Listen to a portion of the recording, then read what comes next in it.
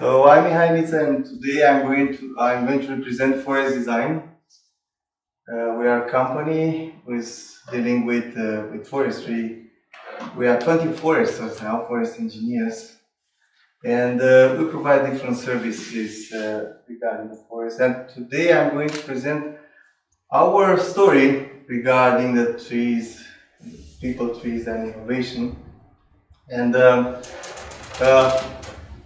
before I start my presentation, I want to emphasize the reality in the global forestry, not only in the Romanian one. That we live, the forests are large areas and very hard to manage and monitor. They have poor accessibility, of course, if you not take into consideration Finland and Germany and so on. But most of the forests, they're not accessible. We have a lack of specialized personnel still on that, and they have an increased visibility in society.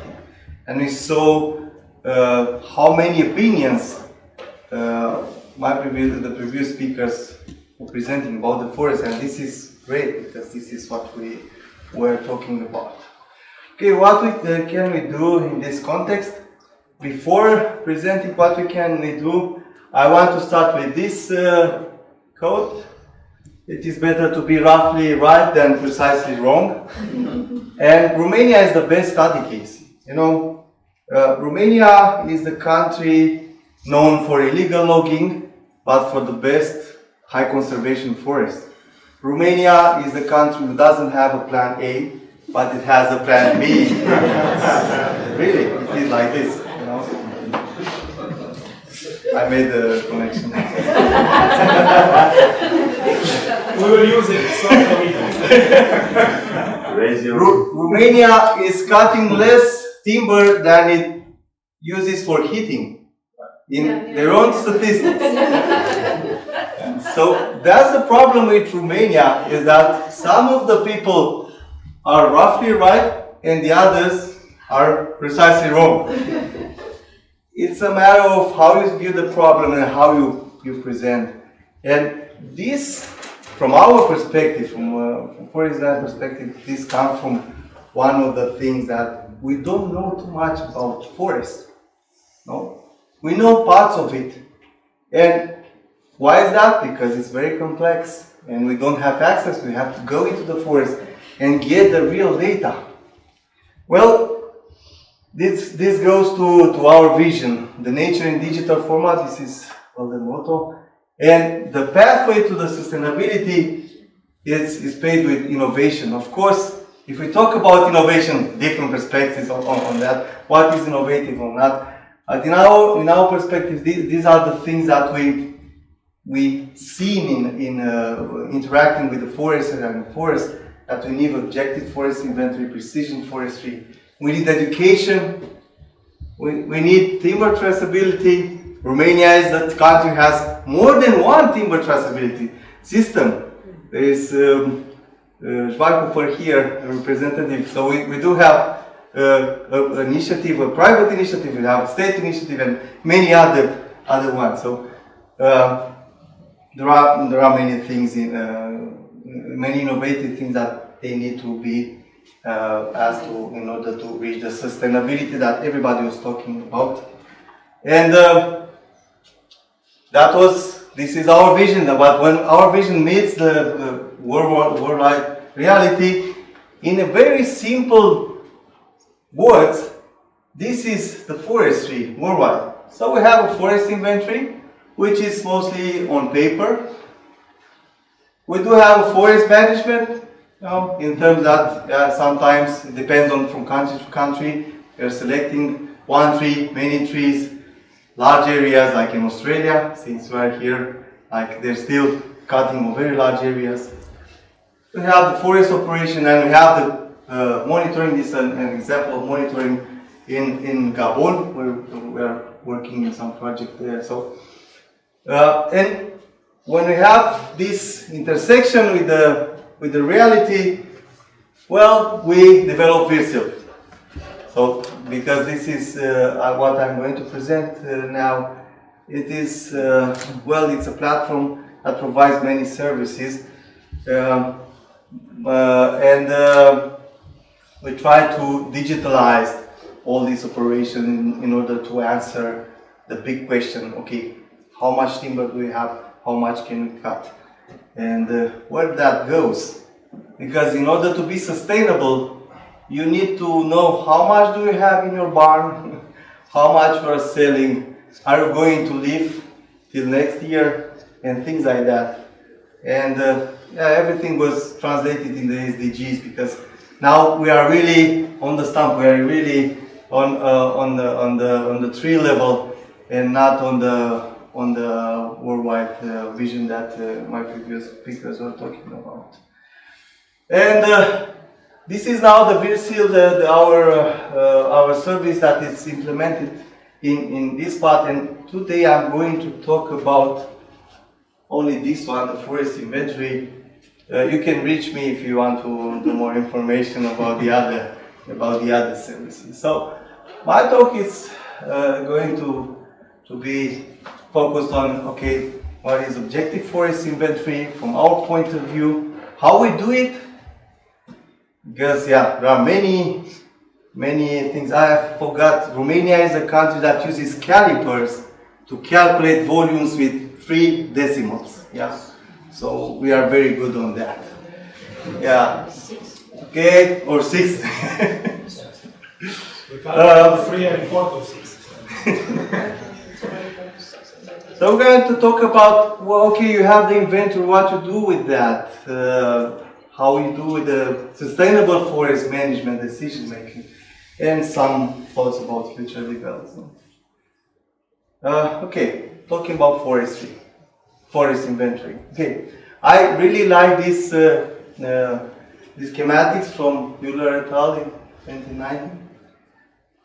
This is the context now in forest inventory. So we do have, forest. It's very complex, and until now, the forest was done by this manual inventory.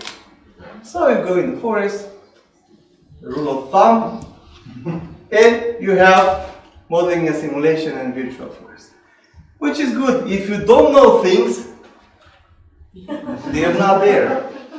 So ignorance is bliss. But we know actually that in order to be more precise, you need a lot of information, you need big data, and it's another thing, what is big data? People are saying that big data is like teenage sex. Everybody heard about it, but so we gather all this big data, we shovel it into the AI, and we get a lot of information, and after that we're doing the modeling and simulation. And for an outsider, you don't know what is happening. You say, well, if you provide me with this data, I'm good. I can say, how much do we cut? It's 20 million, 30 millions, 40 millions, 28 minus 40, and I have this balance. So we are here. And the answer of our solution is, okay, digital twinning. That's the answer, and I want to say that this is a connection with the conference here. That here is an example of on our first digital twinnings operation that we started in Romania. This is well, after a long discussion.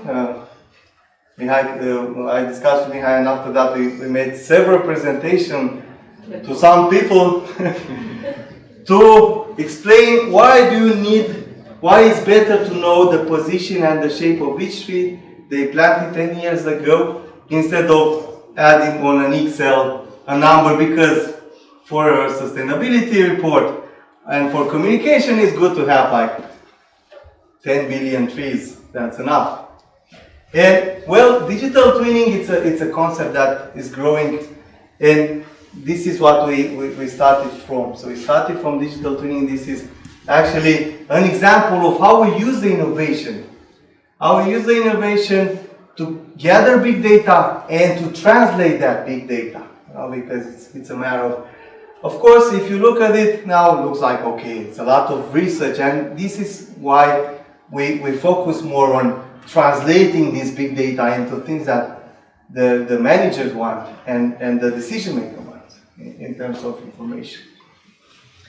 And we grew, and this is just to show off a little bit. So our method was the winner in 2021 in City Laser, and we compared with other methods, and we were the fastest and the most accurate in getting those digital twins. So VirSilv provides information based on TLS, on LiDAR, on terrestrial LiDAR, so you need to walk in there and to get the information, because until now, this is like the most accurate. Of course, we aim to the future, for sure. We've got technologies to that. We have Boston Dynamics with those dogs that we can put scanners on, and many drones, and we do have satellite LiDAR and so on. So that's not the problem.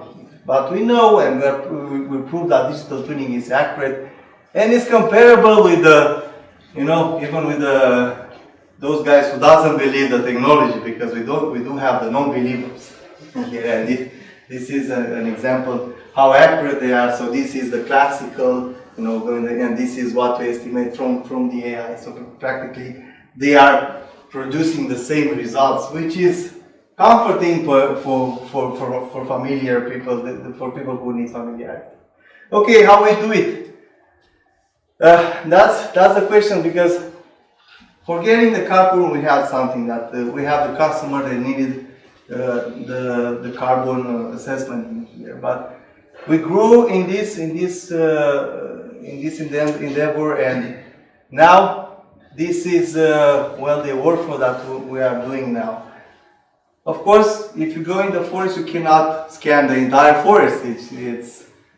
Yeah, we cannot be precisely wrong, but we're focusing on getting as much as we can. So we divided this inventory into its exploratory inventory and operational inventory.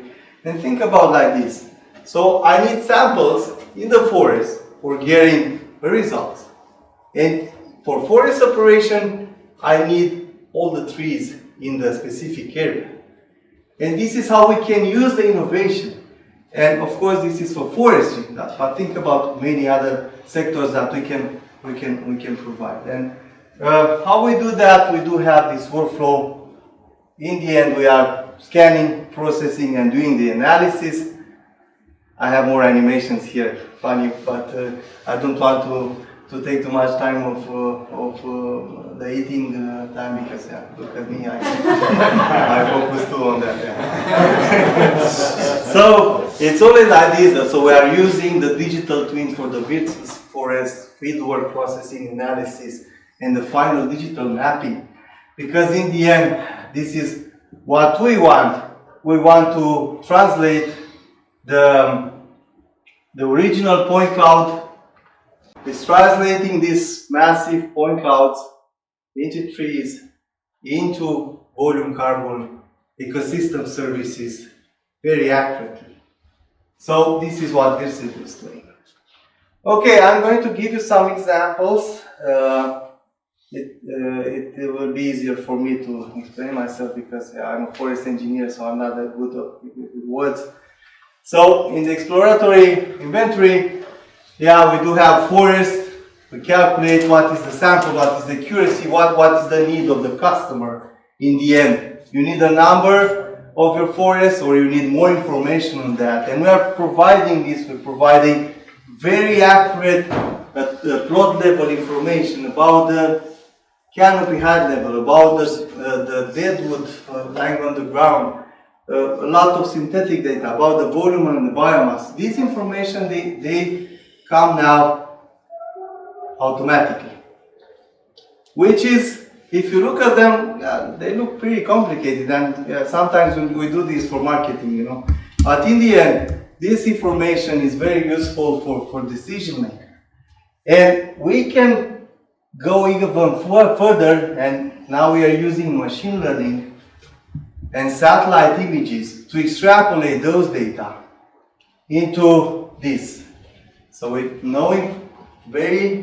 have very precise information at plot level, but using remote sensing, we can extrapolate in a certain amount of uncertainty to landscape level.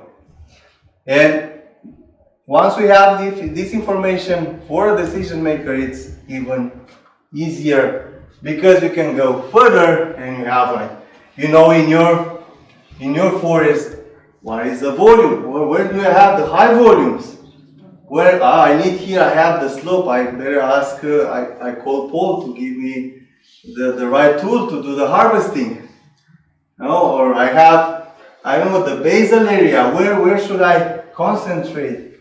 Or I simply want to sell carbon, and I want to know, okay, where should I concentrate? This will be for additionality or not, things that, or for biodiversity and so on. So this information extrapolated, and I have, okay, another one with ecosystem services.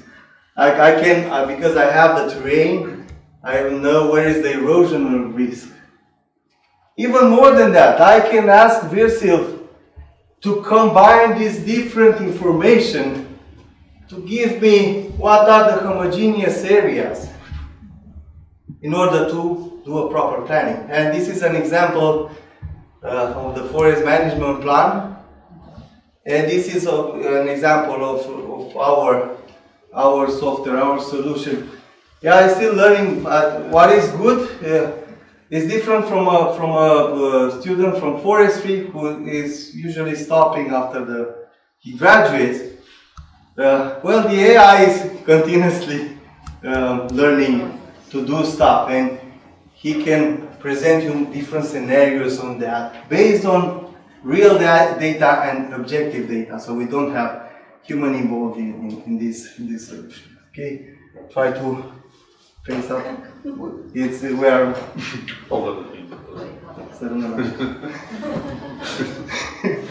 Okay, the operational inventory. Now we have the big picture, but I really want to know where should I put those cables in order to get my timber. Or do I need a special road to build on that? So this is the operational inventory that we have developed. So we can cover now a very large area. So here is an example of 3 subcompartments that we produced by scanning. In one day, we had 38,480 digital twins. So we know the position of each tree on large area. So you can actually do things. And more than knowing the position of each tree, we know the shape of each tree, and we know what we can do each tree. If you want veneer logs, or if you want different information that we are producing for this unique digital twin that we have it for each. And actually that was one of the stories that we presented to our partners here, and they believed in that because in those times we were just presenting. So this is what we have now. And from there, think about all the possibilities that we are unlocking there.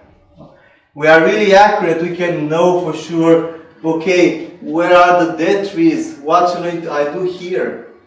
In terms of sustainability, if I want to, I need to satisfy the need of timber, how can I extract this? And not like now that I know the average and so on, but going very, very specific. And of course, we are at the beginning, and we can talk about not only sustainability, about the economical aspects and so on, but we do have this kind of information about the vitality and about how we can develop the forest infrastructure, taking into consideration many aspects. Go back to the sustainability. You know, how we can protect those areas that we need to protect. How we can unlock the potentials of some of the areas. We can even go further and apply the things that Professor Nicolescu was saying in one of the classes. Okay, how we can do the sustainable forest management in a way that we can control the sustainability based on information. And of course, we can do the monitoring. Here is an example of a scan before and after. And you can see with white is the things that they're not moving. With red, things that they left. Here is not illegal logging, yeah. So it's it's a thinning. It's a thinning, but it could be an illegal logging. but we can relax, yeah. So we can use the technology to objectively monitor the sustainability, okay? Because otherwise, I've seen a lot of sustainability in Gabon, in South America. They are very sustainable on paper. That's excellent, but you don't know exactly where that timber comes. You're not in Finland. And the climate benefit analysis, yeah, the accurate mapping of carbon stock, and this is what we have done for all the plantation in this project, that we can actually foresee what is happening there. And in the end, a better image on how you can identify the high degradation, the risk with the high degradation levels. Okay, I'm at the end. So instead of conclusions, I have some benefits of nature in digital format. So we do have dynamic algorithms, and we can go back on the data, on the previous data that we have taken in years. We have increased availability. So technology can measure 24 hours a day, it can work 100%, and it can give you an automation on the things that we need for a sustainable forest management. And reduce costs, increase capacity, and increase accuracy. That we have this, and this is not a presentation based on the things that we have it in our mind. This is based on the things that we are doing. So all those dots, we have implemented the system here. So instead of thank you, you can visit the site in here. Here is an example of the data. This is the map from 2021. This is the distribution of volume in Romania. So the map is accessible, and it's based using machine learning and AI on the VIRSIT data that we take. Now we're waiting for the final field data, and we're going to publish the 2022 map, and we are going to try to have a change map to see the changes in here. So you can find out more. So this is the story of using innovation to digitalize the forest management.